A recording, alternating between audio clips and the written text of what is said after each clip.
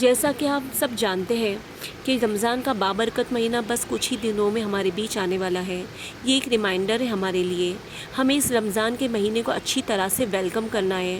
ہمیں ان لوگوں میں سے نہیں بننا جو اپنے گیسٹ کا اچھی طرح سے ویلکم نہیں کرتے۔ یہ نہ کہیں ہم کہ ہمیں بھوک لگ رہی ہے یا میرا شیڈیول خراب ہو گیا ہے۔ ہمیں یہ کہنا چاہیے کہ رمضان تو رک جا، آرام سے جا، ابھی بھی بخشش کرانا باقی ہے۔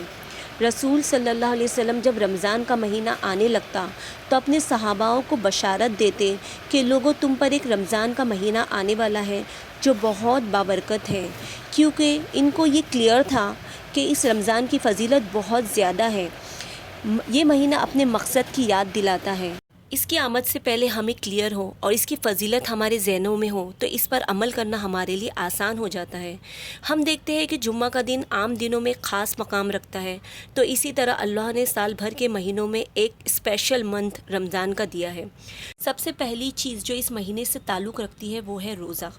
جیسا کہ آپ سب جانتے ہیں اسلام میں کچھ عبادتیں فرض کا درجہ رکھتی ہے، اس میں روزہ ہے۔ روزے کی فضیلت قرآن پاک اور سنت رسول سے بھی ثابت ہے۔ سورہ بقرہ آیت 183 میں اللہ تعالیٰ فرماتے ہیں، اے لوگو جو ایمان لائے ہو، تم پر روزے فرض کیے گئے ہیں جیسا کہ تم سے پہلے لوگوں پر فرض تھے تاکہ تم متقی بن جاؤ۔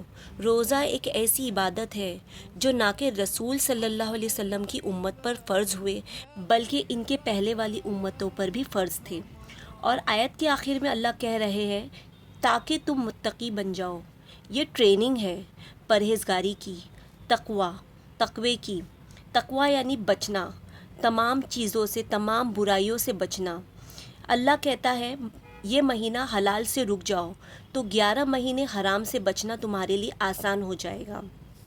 پرہیزگاری کیسے اچیو ہوگی کہ ہم حلال کی قدر کریں، شکر گزاری کریں، کم سونا، کم بولنا، کم کھانا، اپنے معاملات کو درست کرنا، اللہ کی عبادت میں آگے بڑھنا۔ جب انسان بھوکا ہوتا ہے تبھی اسے روحانیت فیل ہوتی ہے۔ رسول کریم صلی اللہ علیہ وسلم نے فرمایا، اگر کوئی شخص جھوٹ بولنا اور دغا بازی کرنا روزے رکھ کر بھی نہ چھوڑے تو اللہ تعالیٰ کو اس کی کوئی ضرورت نہیں کہ وہ اپنا کھانا پینا چھوڑ دے۔ صحیح بخاری۔ روزہ رہنے کا مطلب صرف بھوکا رہنا نہیں ہوتا، بلکہ ہمارا ناک، کان، آنکھ، تمام چیزوں کا روزہ ہوتا ہے، ہمارے تمام جسم کے اعضاء کا روزہ ہوتا ہے۔ تو ہمیں تمام جسم کے اعضاء کا خیال رکھنا ہے، ہمارے نفس پہ ہم کو قابو پانا ہے۔ اگر ہم نے اپنے نفس پر قابو پا لیا اس مہینے میں تو ہم سال بھر اپنی نفس کے شر سے محفوظ رہیں گے، کیونکہ انسان کی تباہی کی ذمہ دار جو ہے اس کی نفس ہی ہوتی ہے۔ اسی لیے اللہ تعالیٰ نے ہمیں بہت اچھی ایک اپورچونٹی دی ہے کہ ہم اپنی نفس پر کس طرح سے قابو رکھ کر تباہ ہونے سے بچا سکتے ہیں۔ اس مہینے میں ہمیں زیادہ سے زیادہ نیکیاں گین کرنی ہے، حاصل کرنی ہے۔ اس کا پلان اگر ہم پہلے سے ہی بنا لیں گے تو ہمارے لیے نیکیاں حاصل کرنا آسان ہو جائے گا۔ دیکھیے گنہگار تو ہم سبھی ہیں، تو یہ مہینہ ہمارے لیے معافی کا ذریعہ، مغفرت کا ذریعہ بن کر آ رہا ہے، تو ہمیں چاہیے کہ ہم اپنی مغفرت کروا کے ہی دم لیں۔ تو ہم اس کے لیے محنت ہمیں کرنی ہوگی، بہت زیادہ محنت کرنی ہوگی، تبھی ہماری مغفرت ہو پائے گی۔ دیکھیے اللہ تعالیٰ ہم پر کتنا مہربان ہے کہ جنت کے دروازے بھی اس مہینے میں کھول دیے جاتے ہیں۔ صحیح بخاری کی حدیث ہے، ہمارے نبی صلی اللہ علیہ وسلم نے فرمایا، جب رمضان کا مہینہ آتا ہے تو آسمان کے تمام دروازے کھول دیے جاتے ہیں، جہنم کے دروازے بند کر دیے جاتے ہیں اور شیاطین زنجیروں سے جکڑ دیا جاتا ہے۔ آپ کو پتہ ہے جنت کے کل 8 دروازے ہیں اور جہنم کے 7، یعنی یہ نمبر بھی اللہ تعالیٰ کی رحمت دکھا رہے ہیں کہ اللہ چاہتے ہیں کہ تم سب کو وہ معاف کر دے۔ اللہ کہتے کہ میں کیا کروں گا تم کو عذاب دے کر اگر تم شکر گزار اور ایمان والے بن جاؤ۔ اللہ تعالیٰ اس مہینے میں شیطان کو بھی قید کر لیتا ہے تاکہ وہ تم کو بہکا نہ سکے۔ اب ہم کو اپنی نفس پر کنٹرول کر کے اپنے آپ پر قابو پانا ہے اور ہم کو زیادہ سے زیادہ گناہوں سے بچنے کی کوشش کرنی ہے۔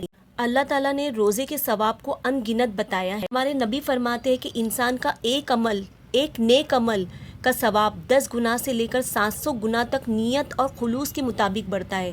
یعنی اگر ہماری نیت صاف ہوگی، ہم خلوص کے ساتھ عبادت کریں گے تو ہم کو اتنا زیادہ نیکیاں، اتنی زیادہ ثواب ملتا ہے۔ روزے کا معاملہ اللہ اور بندے کے بیچ میں ہوتا ہے۔ جیسے ہم دوسری عبادت کرتے ہیں، نماز پڑھتے ہیں، قرآن پڑھتے ہیں، زکوٰۃ دیتے ہیں، یہ سب تمام چیزیں ظاہری طور پر ہوتی ہے، لیکن روزہ جو ہے وہ کسی کو دکھائی نہیں دیتا، صرف اللہ کے سوا. تو یہ اس کا جو ثواب ہے، اجر ہے، وہ بھی اللہ ہمیں خود دے گا. اب رمضان آنے سے پہلے ہم کو کیا کیا تیاریاں کرنی ہے؟ تو سب سے پہلے ہم اپنے آپ کا جائزہ لیں گے کہ پچھلے رمضان میں ہم نے جو غلطیاں کی وہ اس رمضان میں نہیں دہرائیں گے. پچھلا رمضان ہمارا کیسا گزرا تھا اور ہمیں کیا کیا اب سدھار کی ضرورت ہے، کیا کیا چینجز کی ضرورت ہے، ہم اس رمضان میں وہ چینجز ہمارے اندر لے کر آئیں گے انشاءاللہ. لاسٹ رمضان ہماری کتنی نمازیں قضا ہوئی تھی، ہم نے قرآن کتنا پڑھا تھا، ہم نے کتنا استغفار کیا تھا، کتنے ہم نے ذکر و اذکار کیے تھے، کتنی ہم نے دعائیں مانگی تھی، ہم یہ سب دیکھیں گے اور آگے جو رمضان آنے والا ہے اس کے لیے اچھی طرح خود کو پریپیئر کریں گے. ہم رمضان میں داخل ہونے سے پہلے پلان بنائیں گے کہ کس طرح سے ہمیں عبادتیں ہماری کرنی ہے. ہمیں یہ رمضان بالکل بھی غفلت میں نہیں گزارنا ہے، کیا پتہ یہ ہمارا آخری رمضان ہو، ہمیں ہر رمضان آخری رمضان سمجھ کر گزارنا ہے. ہمارے نبی پاک صلی اللہ علیہ وسلم نے فرمایا، کسی کی زندگی میں رمضان آیا اور اس نے اپنے گناہوں کو معاف نہ کروایا، اپنی مغفرت نہ کروائی، تو اس سے بڑھ کر ہار ہمارے لیے اور کوئی نہیں ہو سکتی. اسی لیے ہمیں بہت زیادہ کوشش کرنی ہے اور اپنی مغفرت کروانا ہی ہے.